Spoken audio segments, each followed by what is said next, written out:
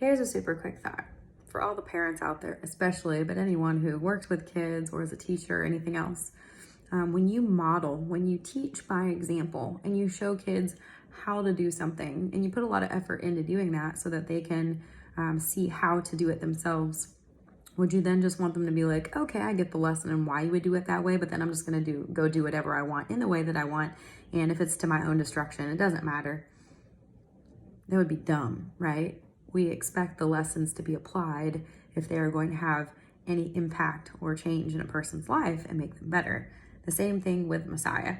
He said he didn't come to abolish God's instructions, but to fulfill them, to show us how to walk them out. And then he said, follow me. He said, do as I'm doing, live as I'm living. So if we're reading the Bible and being like, yeah, I get the reason why they may have said those rules at one time were fine, but Jesus nailed it to the cross and now we don't have to follow them.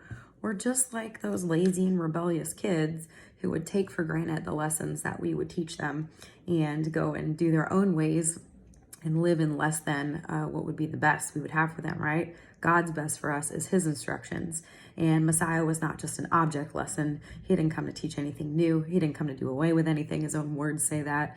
And if you think Paul actually supports doing away with the law, so to speak, then you better understand Paul a little bit better, because he constantly defended the false accusations. Acts 20 is a good example of people saying that he didn't uphold the Torah. So we just simply don't know Paul, and we don't know Messiah. Maybe we don't know Abba Father the best if we can say that those things were done away with. So we need to study and show ourselves approved, and we need to also think through these things critically and apply it to real life and see how those thought processes play out. So just a little challenge today. Have a great rest of your day. Shalom.